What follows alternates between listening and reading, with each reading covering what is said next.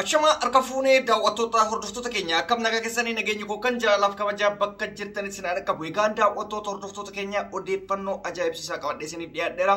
Hamma xumura qophiyyaatiin na waliin turaan affeerraa kooti. Odeessaalee har'aatiin kan jalqabaa akkuma beekamutti guyyaa kaleessaa bilbila akka dhageessanitti naannawa Wallaggaa hedduu keessatti woboon aanaalee hedduu qabachuu guututti mirkanaa'ee jira. Isas bilbilaan namoonni naannawa sanirraa gara Finfinneetti imalan tokko OMN akkasuma BBCf himanii jiran. Isa qofaa miti odeessi biraatiin Wallaggamatti taatee akka tasaa ta'ameen jechuudha. Guyyaa kaleessaa wanti waaqaa yookaan bakakkaan jedhamee kan beekamu maatii nama tokko keessaa nama 4 ol ajjeesuu dabalatee akkasuma daawwattoota hordoftoota keenya gama oduu biyya alaatiin immootu amma dura shortaa ummata keenya rakkisaa ture yookaan ummata baqataa yookaan lammii biyya saniin ta'in rakkisaa ture jedhamee beekame mudiira guddaan Saudi Arabiyaatti guyyaa kaleessaa qabamee hidhamuutu dubbatame. Rabbiin nama hamaa kana qabachuudha. Kanarraa kan isinii odeessu Anreedii Adamchuu. Namoonni gama chaanaalii keenyaa haaraa taatanii dhuftan yoo jiraatan subscribe gochuun maatii keenya ta'a. Egaan daawwattoota hordoftoota keenya akkuma beekamutti naannawa lixa Wallaggaatti keessumaayyuu rakkoo neetworkii badeetiif odeeffannoo keenya adda gunnee ture. Haa ta'uti guyyaa kaleessaa akka odeeffannetti gama Finfinnee namni imalee ture tokko waan naannoo sanitti argame guututti himuu danda'ee jira. Keessumaayyuu aanaalee hedduu keessatti naannawa lixaa guututti to'annoo woboo jala oolutu dubbatama jechuudha.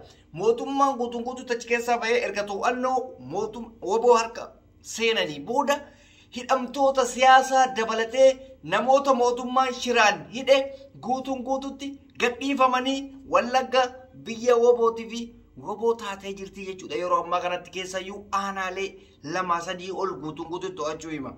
Mootummaan kun biyya ijaara jedheetiniin gaafa rakkinni adda addaa uumamu deebi'etiniin gama biyyoota ollaatti deemaa jechuudha. Fakkeenya guyyaa kaleessineen gaddaa Senegaalii fi biyya Gaanaa deeme. Kana jechuun maal jechuudha? Rakkoo wayii gama Finfinnee kana yoo uumamte achumaan achitti hafuudhaaf nuti dhimma hojiitiif biyya alaa deeman nutti fakkaata malee dubbiin akkasii miti jechuudha. Woboon asiin qabattee jirti. Asiin juuntaan yookaan maali wayyaaniin qabattee jirti. Mootummaan kun akkatti raafama guddaa keessa jira jechuudha.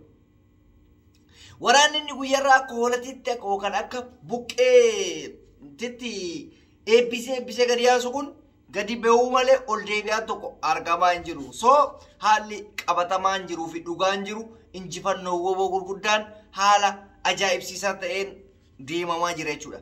Kanaaf immoo ragaan qabatamaa viidiyoo isinii maxxansinee jira. Guyyaa kaleessaa viidiyoo OMN irratti bilbilaan nama kallattiidhaan haasa'aa ture isiniif maxxanseetiin jira. Isarratti hin amantan jedheen abdii qaba jechuudha. Egaan daawwattoota keenya woboon haala ajaa'ibsiisaa ta'een injifatee jira. Ammallee injifannoon kan uummata Oromooti yoomiyyuu jechuudha. Odeeffannoo taaruun achuma naannoo Wallaggaatti gadda cimaa uumame. Maatii tokko keessaa nama 4 bakakkaan guyyaa kaleessaa ajjeesuutti himame baay'ee nama gaddisiisa. Maatii tokko obboleewwan illee ni jiranii akkasumas immootu hanga akaakayyuutitti kan walgaan illee jira. Walumaa galatti maatii mana tokko keessa jechuu hin danda'ama. So baay'ee gadda nutti dhagahame ibsachuu barbaanna. Akkasuma maatii fi firoottan isaanii hunda jajjabina haa kennuufi ummanni keenya illee yeroo bokkaan roobu yookaan yeroo roobni roobu iddoo elektirikiitii fi iddoolee wantoota elektirika saaban irraa fagaachuu qabanii maaliif bakakkaa ittisuun akkaataan itti danda'amu naannoo muka jiidhaa wantoota gurguddaa jala dhaabbachuu dhabuudhaan bakakkaa ittisuu ni dandeenya jechuudha. Fakkeenyaaf akka beeknutti yeroo bokkaan roobu muka jala dhaabbatanii muka jiidhaa jala dhaabbatanii akkasumas immoo muka elektirikaa wantoota elektirika saaba jedhame gurguddaa jala hin dhaabbatamu. So of eeggannoomaaf jecha hawaasni keenya waan kana akka godhuuf dhaamsa Oromummaa obbolummaa isiniif dhaamna jechuudha. Kanaaf namoota darbaniif immoo lubbuun isaanii haa jannatu. Kanumaan isiniif himuu barbaada. Egaan daawwattoota hordoftoota keenya odeessaa biraatti gaafa deemne akkuma beekamutti uummanni keenya 10,000 miiliyoonaan lakkaa'aman jechuun ni danda'ama. Biyya Saudi Arabiyaa keessatti dararaa hamaa fi haala cimaa keessa jira. Haa ta'uti dararaan kun adda cite jechuu miti. Nama yeroo hedduuf baqattoota dararuudhaan keessumaayyuu sababa ajaja mootummaa malee sababa mallaqaatiif namoota hedduu maneedhaa keessatti dararaa ture itti gaafatamaan isaanii mudiirri guddaan isaanii hidhamu BBC'n isaanii gabaasee jira afaan arabaatiin jechuudha tiraansileet godhee ilaalee afaan arabaa dubbisuun beeku akkasumas immoo viidiyoo illee kan dhageeffadhe jira viidiyoo kana isiniif maxxansuudhaaf koopiraayitii qaba viidiyoon jira waan ta'eef itti gaafatamaa isaanii guddaan ka hawaasa keenya dararu maaliin dararaa mallaqa gaafataa turedhaan mallaqa si gaafatte amma kasi dhiisaa gaafa biraa shortaan birallee osoo qabe bifa haaraan si gaafata jedhame so namni akkanaa kun qabamuusaa waan baay'ee dinqiidha jechuudha dhiiga ilmaan miskiinatu isa qabe su'uuditti immoo qabamuu waan salphaa miti waan isin ajaa'ibu keessa shortaa jechuun jechi amma isinii galuu qabu shortaan nama tokko lamaa miti shortaan addunyaan hundi shortaa haa ta'uti mudiir ajajaa isaanii waan ijjatu qabamee bara amma isiniif gala malee shortaa xixiqqoolan immaa baay'eedha guyyaa guyyaan si qabaa oolti kana jechuudha egaan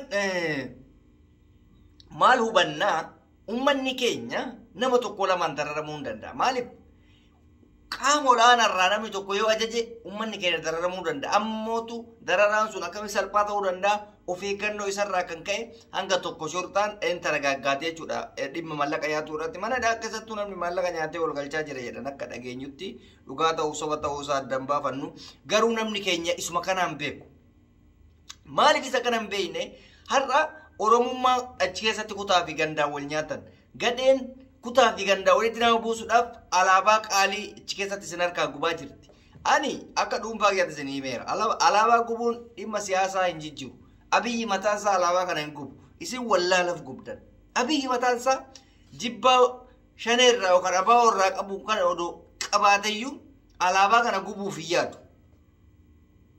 dhiigni ilmaan meeqaa dhiigni abbaa keessanii jira dhangala'ee dhufe isin garuu warra nama dhuunfaa tokko deeggaruuf waan san gootan alaabaan immootu shanees bakka hin buutu yookaan immootu deeggartoota biraa bakka hin buutu alaabaan uummata Oromootii fi Oromoo qofa bakka buuti yoo Oromummaan qabaanne rakkina hin qabu inni tokko irratti maal amaarri gisee gudumaa hin tuyne nu qofa warra jimmummaaf namni jimmummaaf nama tokko hin jiru jimmoo jiraachaa jirra keessa kenna hiriyoonni isin wajji argaanu ooltan kun jimmaadha isinii galee badii gadheen hojjetu namni jimmummaaf si tuqu hin jiru alaabaa abaa'oo gubdee adharsii yoo ta'e wajjin gubadha nan dhiisan yoo wallagga ta'e nan dhiisan maaliif alaabaan ta arsii miti ta wallaggaati miti ta shawaatii miti ta harargeetii miti ta eenyutiyyuu miti alaabaan ta uummata Oromooti wanni hubachuu qabdan isa kana sababa kanaa manadhaa keessatti rakkinni tokko uumame jettanii ammallee irra deebiidhaan xiiqii biraa keessa wal hin galchinaan dhaamsa obbolummaa jechuudha